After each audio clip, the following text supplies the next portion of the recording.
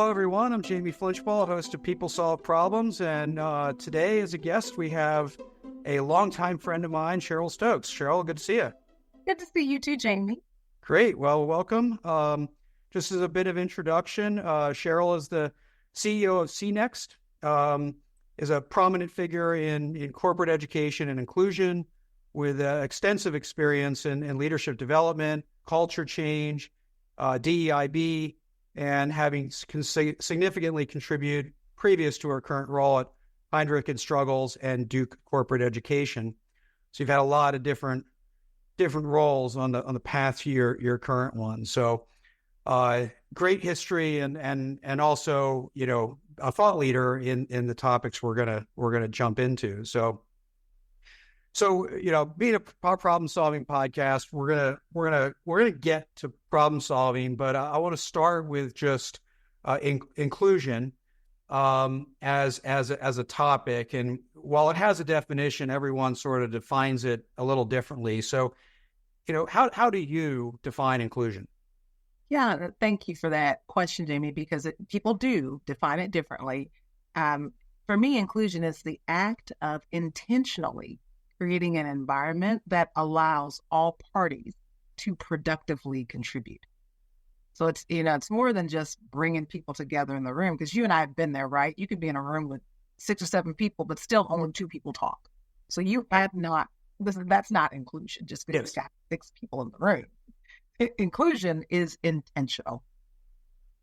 Yeah, and I think that intentional is an important word on a lot of things, right? There's a lot of, you know, a broken clock is right twice a day. There's a lot of things that turn out okay, but the intentionality, the deliberateness of it, I think matters a whole lot.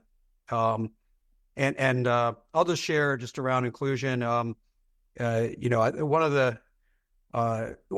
the light bulbs for me was quite a while ago. General Lester Lyles, who's a retired Air Force general and former chair of USAA, he said, and it's a nice saying, but he said, diversity without inclusion is an illusion.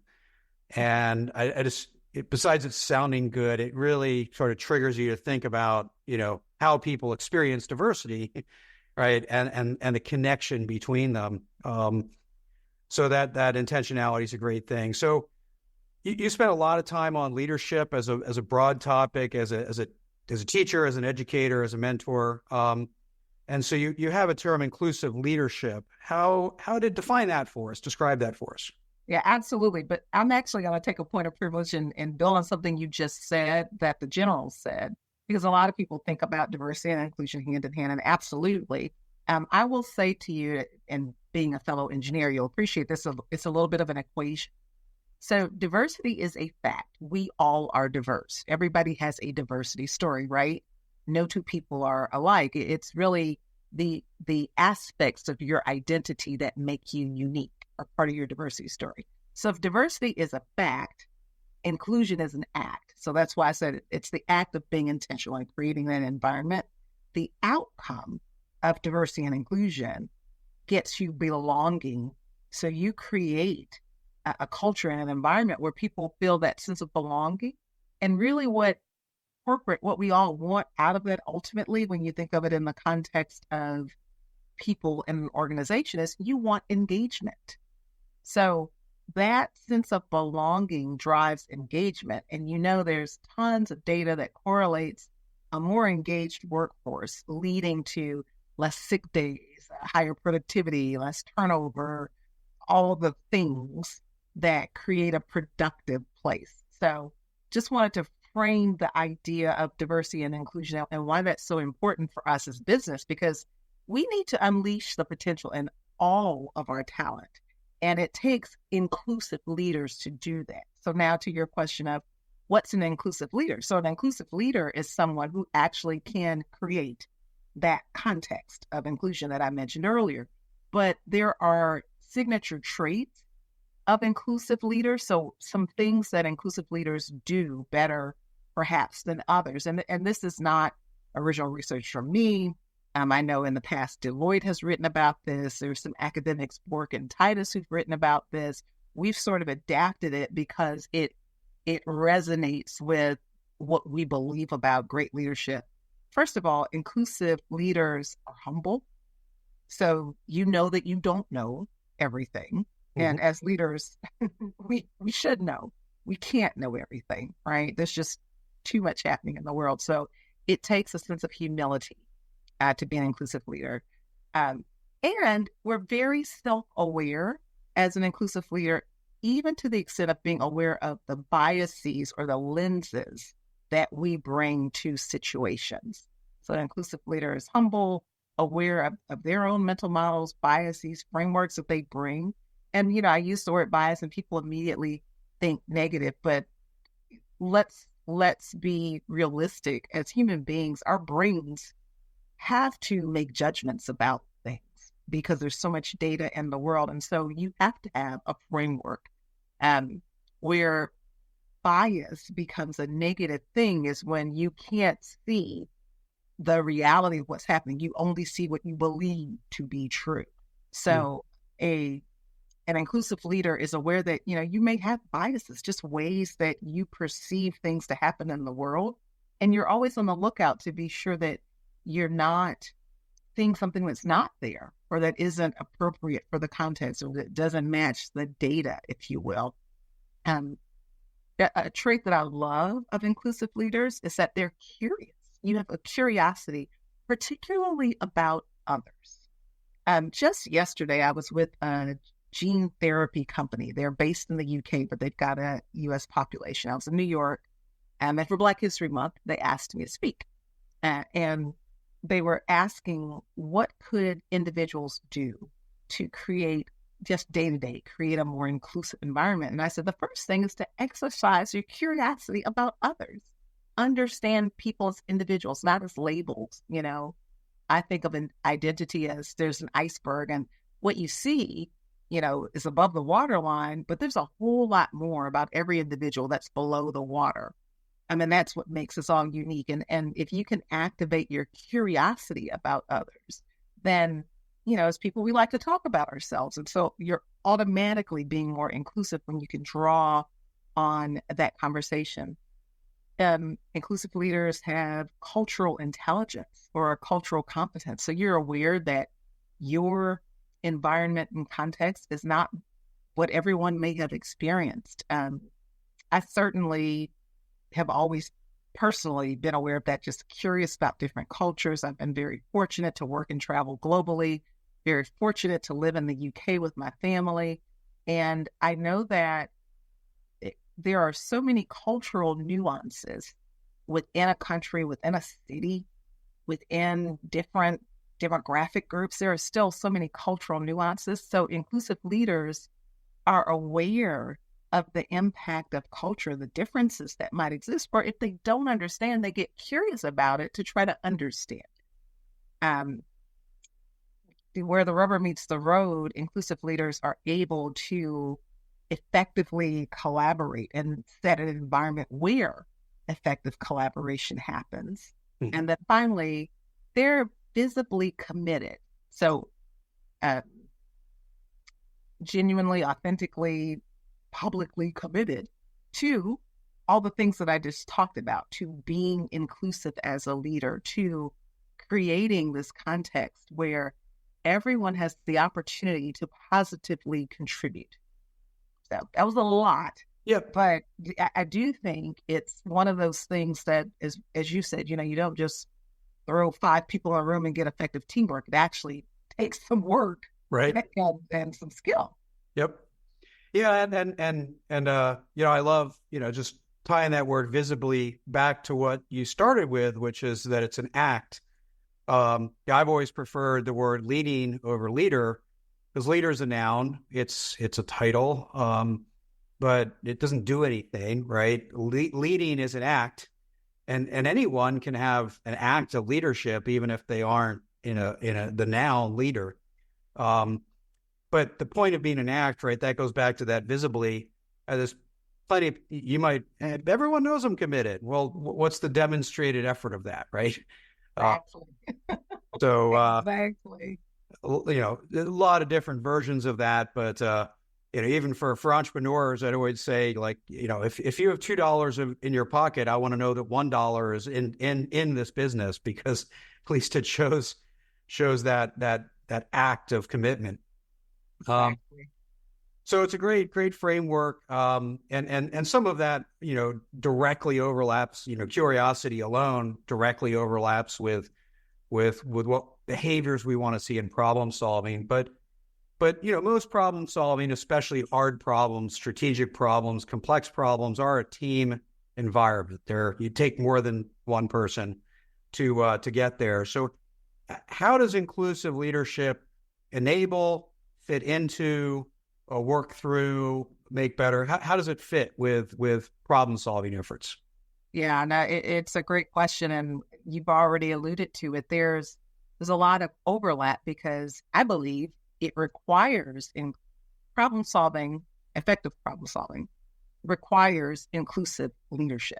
So if you're leading a business, or if you're leading an area, or if you're just part of a team and you're trying to solve a problem, you actually need to be sure that that team has the environment where everyone can positively contribute. I'll tell you a story.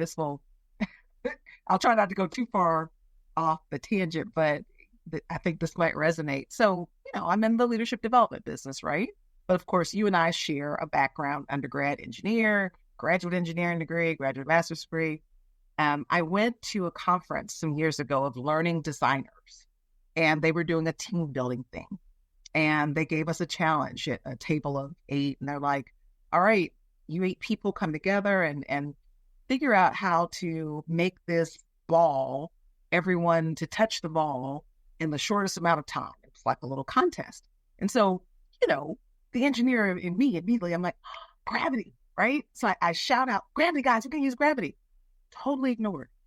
The team were just talking to each other, and they were figuring out. And I'm like, hey, guys, and I kept trying to get my voice in there, and no one would listen. And I have to admit, it kind of ticked me off. I'm like, oh my gosh, pretty sure I'm probably the only engineer in this group that actually has the answer, at least the foundation for what we could try. And nobody was listening. And finally, someone sort of mocked me to say, oh, who even knows like how we would use gravity? And what is it? I'm like, well, it's negative 9.8 meters per second square. We just had to get technical about it. And, so there was a whole triggering that happened for me. But what I realized, it was the most uninclusive environment that I had been in. And I was personally frustrated, because here this was a conference of learning designers, and we're supposed to figure out how to help people learn together. And we can't even, in a simple team building thing, create an inclusive environment.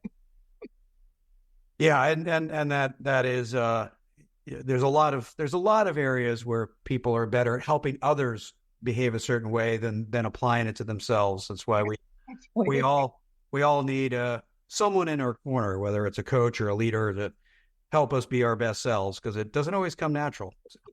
Yeah, exactly. And so in the instance of problem solving, while we may all genuinely care about the problem, want to solve the problem, think that we are inclusive, it actually requires some attention and intentionality to the process and the people in the room to ensure that all voices are being heard, that there's space made, not just for the loudest voice or the one considered the expert or the one with the most seniority. But that's why I really like the different methodologies, like, lateral thinking and putting on the different de bono hats or whatever it might be, because it stops us from necessarily falling into routines of groupthink, which, can lead you to unsuccessful problem solving, or for putting the same kinds of solutions against a problem. Right. Versus really opening up and having ideas that might be innovative ways or different ways to solve the problem.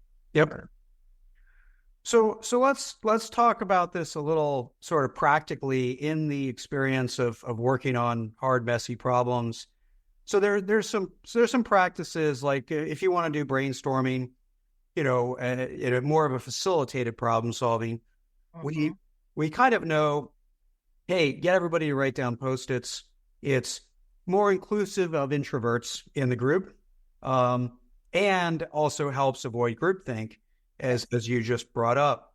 So that's sort of a specific practical, tool to help create more inclusiveness in the process. So is the goal to simply be a more inclusive leader while in a problem-solving environment, or are there ways that people can demonstrate acts of inclusive leadership without necessarily having mastered what that looks like? Oh, absolutely. I believe leadership itself is a practice. And what does it mean when we practice something? It means try again. We're trying to get better. We are having feedback where we can do things differently. So, I tend to think of leadership itself as a journey, and we're always growing as leaders and should have that sort of growth mindset from that perspective. Inclusive leadership is a practice. We'll mess up, right? There will be times where even though I know I'm self-aware and I know that I have this bias, that bias is going to come out, and I'm going to drive us to do what I think is the right thing because that's the way it's worked for me 12 times before. But that humility causes me, when someone calls me on it or when I become aware of it, it will cause me to pause and stop and say, I'm sorry, I drove us down this path and didn't consider, a different path that maybe Jamie offered. Let's go back. Let's look at it again. So yeah, I absolutely know that on our best days, we practice all these things with, great mastery, but on our normal days, which is probably, 99% of the time, we're just going to not do things in the way that would be quote unquote perfect. But one of my former colleagues used to say, perfect is the enemy of progress. So if you wait to be perfect, you'll never do anything or get anywhere.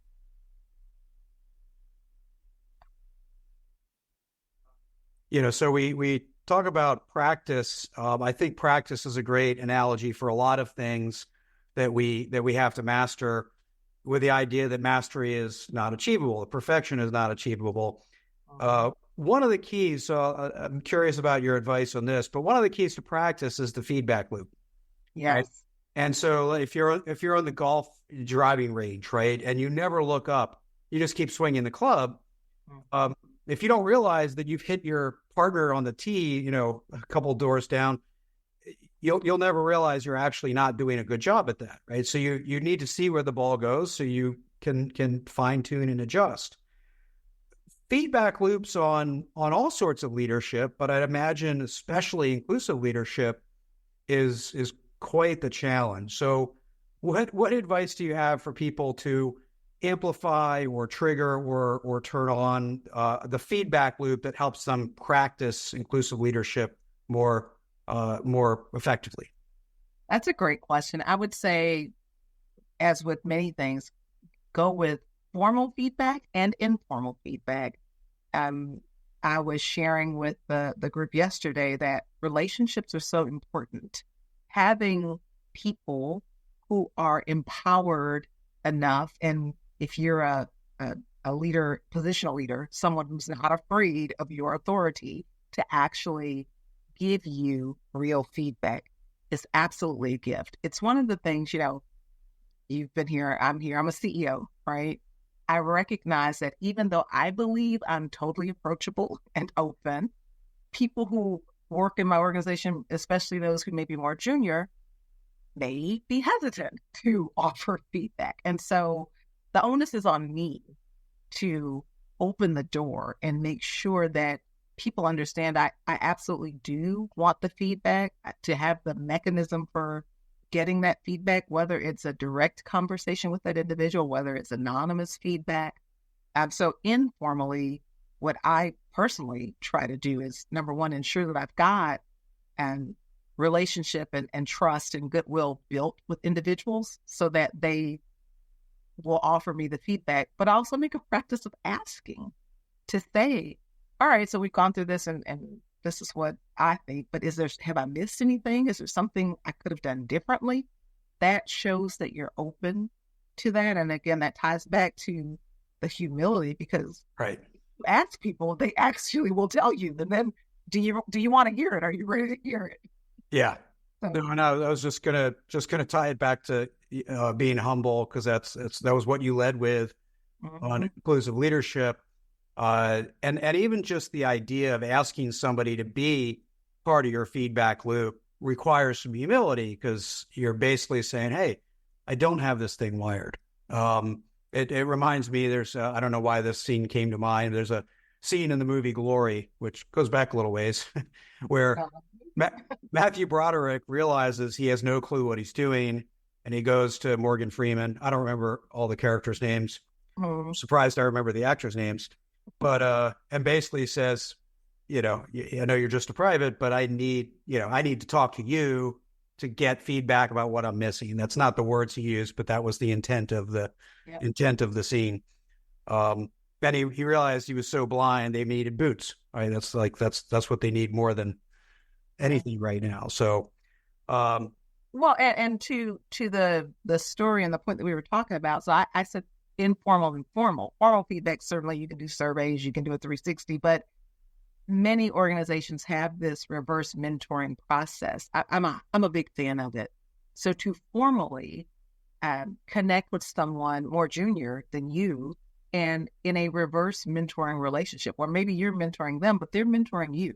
Yep. And when you set the ground rules up front that, hey, we're mentoring each other, that opens a door for feedback in a way that, you might not receive it if you hadn't made that a condition of the environment. Yeah. Excellent. So great practical advice. So you made clear we can't do good problem solving. I always like to say you have to, problem solving is a team sport. We can't do good team-based problem solving without inclusive leadership.